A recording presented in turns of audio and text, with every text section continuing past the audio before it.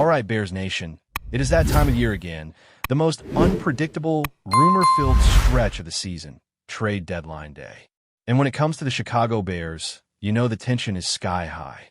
Fans are anxious, the front office is weighing options, and every headline out there feels like it could flip the season upside down. So today, let's cut through the noise and talk about what could actually happen, which players make sense, and where this team could find the spark it's been missing. No hype. No distractions, just straight football talk. Let's start with the obvious. The Bears are in a strange position right now. Not entirely out of contention, but not exactly dominating either. Injuries have piled up, and there are a few spots on this roster that clearly need reinforcements if the team wants to stay competitive through the rest of the year. Number one on that list has to be the pass rush. Every single week, it feels like quarterbacks are getting way too comfortable back there. The Bears have tried rotating guys, adjusting the scheme, sending blitzes, but it's clear they could use a proven edge rusher to turn those pressures into actual sacks. That kind of presence doesn't just affect the stat sheet. It changes the entire rhythm of a defense. You bring in one difference maker off the edge, and suddenly everyone else's job gets easier. After that, you've got to talk about the cornerback position. The secondary has shown flashes, especially with Jalen Johnson locking down his side, but the other corner spot has been a revolving door. It's not that the young players aren't talented. They just haven't had the consistency or experience you need in those high-stakes moments.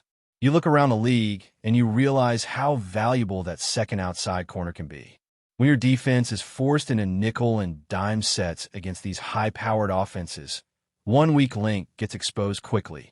The Bears need someone who can step in, understand the game, and compete right away. Then there's the interior defensive line.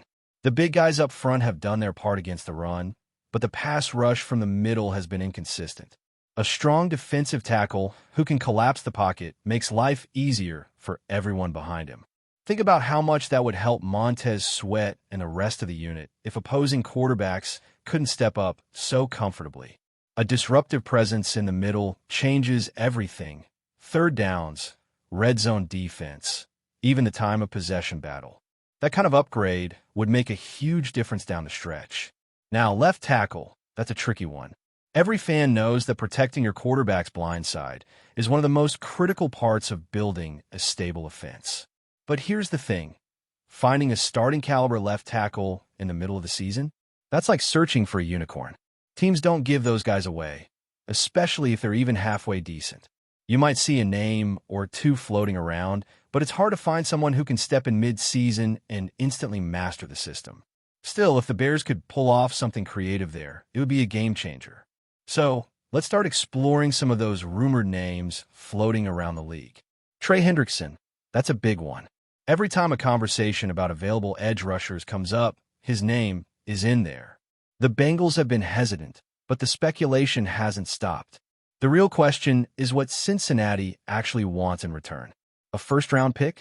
That seems ambitious. But if the price dips into second or even third-round territory, now we're talking about a move that makes sense. He's a productive player with a nonstop motor, and he'd immediately bring some credibility to that Bears defensive line. You pair him with Sweat, and suddenly that defense looks much more intimidating. Then there's Danielle Hunter, a player who has been consistently mentioned in trade talks year after year. He's in his early 30s now, but still has plenty left in the tank. The beauty of a guy like Hunter is that he's proven. You know exactly what you're getting. He's explosive, experienced, and can line up in multiple spots, depending on the look. The only catch is the contract situation. Next year's cap hit is heavy, so any team acquiring him would need to figure out a restructure or an extension pretty quickly. But from a pure football perspective, if you could land him for a third-round pick, it's worth considering. Jermaine Johnson's name has surfaced too. The Jets have publicly said they're not moving him, but things change fast in this league. He's still young, and while injuries have slowed his development, he's flashed real potential when healthy. The Bears would probably hesitate to give up a top-tier pick for him, and that's fair, but a fourth-rounder for a player with upside and team control, that could be a smart, forward-looking move. And then there's the more ambitious side of this conversation. Players like Kayvon Thibodeau. The Giants have reportedly asked for a first-round pick, and that's probably where the talks die. He's a talented player, strong against the run, and you can see his ceiling, but giving up a first at this stage of the Bears' rebuild would be too steep. If the Giants were willing to negotiate around a third-rounder, maybe there's something to discuss, but it's hard to see that happening. Still, he fits the physical mold that this coaching staff values: length, speed, and power on the edge. Bradley Chubb is another interesting case. His name has been floating in trade talks again, and while he's not an elite pass rusher, he's reliable. He's solid against both the run and the pass, and you know what you're getting every Sunday. The challenge is his salary, almost $19 million per year. That's a lot for a player who might not move the needle drastically, but if the compensation drops to a fourth or fifth-round pick, it's something that can make sense in the short term. Now, beyond those bigger names, there are some under-the-radar options worth mentioning. Guys like Chase Young and Carl Granderson, both connected to Dennis Allen's system, could make a quick transition if brought in. They know the kind of defense the Bears run, and that familiarity matters when you're trying to make a mid-season addition work. Even Will McDonald IV, a younger speed rusher, might not fit perfectly scheme-wise, but his pure quickness off the edge could add a new wrinkle to the defense. Then you've got rotational players like Arden Key, Arnold Ebiketie, or Matthew Judon. None of them are franchise-changing acquisitions, but depth matters, especially down the stretch when fatigue and injuries start to take a toll. For teams that want to mix things up on the inside, Draymond Jones is an intriguing hybrid player. He's not the biggest name out there, but he's been productive and has experience lining up at multiple spots. A player like that could fit nicely into a rotation, especially if the Bears want someone who can rush from both inside and out. And if you're looking for pure run stoppers, guys like Anthony Jennings or Boy Mafe come to mind, players who can set the edge, take on blocks, and free up others to make plays. They won't fill the highlight reels, but they do the dirty work that helps win close games. But let's shift to defensive tackle for a moment, because that's another position where the Bears could really use a boost. Quinnen Williams is the dream target, no question. He's dominant, still young, and could instantly transform this front. The issue, of course, is the price tag. The Jets reportedly want a first-rounder, which makes it tough. But if there's any chance they'd take a second, the Bears should be all over that. Imagine pairing him with Billings up front. That would completely change the way opposing teams approach this defense. There are more realistic names, too. Shelby Harris, for instance, a solid veteran who's played in a variety of systems and brings leadership along with production. He's not going to blow anyone away with stats, but he knows how to play his role. Devin Godchaux could be another option, though he's more of a pure run stopper. The Bears already have a few of those, so it might not make sense to double down there. Someone like Tyree Wilson could be more interesting, especially since he's still developing. Things haven't quite clicked for him in Las Vegas, but the talent is undeniable. He's versatile, he can move inside, and he's shown flashes of what made him a first-round pick. That's the kind of player who could thrive in a change of scenery. And you can't forget about veterans like Calais Campbell. Even at 38 years old, he's still productive. He's the kind of presence that brings instant leadership to a locker room. And if the Cardinals decide to move him, it could be a smart short-term move for a team like Chicago. His ability to mentor young defenders while still contributing meaningful snaps on Sundays makes him valuable in ways that don't always show up in box scores. If we keep looking at that cornerback position, another intriguing option is Alani Taylor. He's still young, he's on his rookie deal, and he already understands the type of defensive system that's being run here thanks to his time with Dennis Allen. What makes Taylor so valuable is his flexibility. He can play outside or slide into the slot, and that kind of versatility gives defensive coordinators a ton of freedom when designing matchups. We're dealing with modern offenses that constantly move receivers around. Having a guy who can shift responsibilities seamlessly is huge. He's got the confidence, the speed, and the awareness to be more than just a short-term rental. He could be someone you evaluate as part of your long-term secondary if he keeps progressing the way he has. Then there's Tariq Woolen out in Seattle. He's been one of the more interesting young corners in football over the last couple of seasons. The Seahawks seem committed to him for now, but rumors have been floating that the fit between him and that defensive scheme isn't quite perfect. He's a long, rangy corner with incredible athletic traits, and while Seattle might hesitate to let him go, there's always a chance that the right offer changes their mind. For the Bears, adding someone like Woolen would be a bold move, but it would send a message that this organization is serious about building a lockdown secondary for the next few years. The challenge would be cost. You'd probably need to part with a third-round pick or even higher. But again, sometimes you've got to take a risk when the upside is that big. Cam Taylor-Britt from Cincinnati is another player worth keeping an eye on. He's shown flashes of strong play, though his season has been up and down. The thing about Taylor-Britt is that he's still developing, still learning, and that's not necessarily a bad thing. A change of scenery, a new coaching staff, and a system that plays to his strengths could bring out the best version of him. For a low-cost deal, maybe even a late-round pick swap, that kind of move could pay off.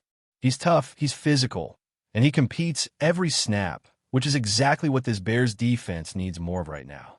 Joshua Williams from Kansas City is another underrated name. He's young, long, and has already played in some big-time games, including the postseason. He's experienced what it's like to go deep into January football, and that kind of experience is invaluable. He might not be a guaranteed upgrade over the current starters, but he brings size, patience, and that confident pressman attitude that fits well with the Bears' defensive philosophy. Plus, being part of a championship culture gives him the right mentality. Sometimes adding a player like that can raise the standard for everyone else in the room. Now, let's talk about a wild card. Asani Samuel Jr. A few weeks ago, word came out that he had been cleared to return after dealing with a neck surgery earlier in the year. It was a serious injury, but the fact that he's healthy again changes things. If I'm running the Bears front office, I'm picking up the phone immediately. Bring him in, give him a workout, see how he looks. You don't even need to give up a draft pick for him. If he's physically ready, even if it takes a week or two to get his conditioning back, he's exactly the kind of player who could contribute right away. He's smart, instinctive, and competitive, and those are traits you can't teach. Maybe he starts out on the practice squad while he ramps up, but the payoff could be huge. He's still young, he's played in multiple schemes, and he knows how to hold his own against top receivers. If he's healthy, this is one of those no-brainer moves that could quietly turn into one of the best pickups of the year. The good thing about the Bears' current situation is that they don't necessarily need to chase a long-term answer at corner. They just need someone solid to hold down that second spot and stabilize the secondary for the rest of the season. Jalen Johnson and Kyler Gordon are locked in for the future. So this is about finding that complementary piece who can step in immediately and allow the rest of the defense to function more smoothly. Someone like Rasul Douglas or even a healthy Samuel Jr. would check that box perfectly. Before we continue, don't forget to subscribe to our channel and give this video a like. Your support helps us keep bringing you the latest updates on our Chicago Bears. And don't be shy. Drop your thoughts on the news in the comments below. And what could be the start of a brewing storm in the NFL? Joe Buck, one of the most recognizable voices in football broadcasting, reportedly took aim at the Chicago Bears during a recent commentary session, sparking speculation and chatter across sports circles. Sources close to the broadcast suggest that Buck didn't hold back, offering pointed criticism of the team's recent performances, management decisions, and overall direction. While Buck has long been known for his candid style and sharp insights, insiders say this latest commentary seemed to carry a sharper edge than usual, leading to a flurry of discussion among fans and analysts alike. The Bears, a franchise with a storied history and passionate fan base, have struggled to find consistency on the field in recent seasons. Rumors now suggest that Buck's remarks could stir internal tensions within the organization, potentially prompting reactions from players, coaches, and executives. Some industry observers have interpreted Buck's comments as a wake-up call, a high-profile nudge for the Bears to reevaluate strategy and roster choices. Others, however, see the critique as part of a broader media trend where veteran commentators increasingly weigh in on team dynamics, often fueling debate and controversy. Fans of the Bears took to social media almost immediately, with hashtags trending as opinions poured in. Some defended the team, emphasizing the challenges they've faced in rebuilding and pointing out that criticism is part of the game. Others seem to agree with Buck, noting areas where the Bears have stumbled and questioning whether leadership changes are overdue. Inside sources hint that the team's front office is aware of the commentary, though official statements remain sparse, adding fuel to the rumor mill. Whether Buck's critique will have a lasting impact or simply fade as another talking point in the NFL offseason remains uncertain.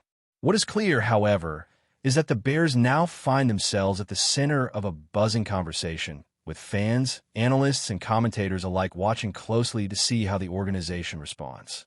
In the world of professional football, words from a voice like Joe Buck's rarely go unnoticed. And this latest remark could be the spark for a conversation that refuses to die down anytime soon. That's it for this update. If you enjoyed the video and want to stay updated with exclusive news about our Chicago Bears, be sure to subscribe to our channel and hit that like button. We can't wait to hear your thoughts in the comments. See you in the next video.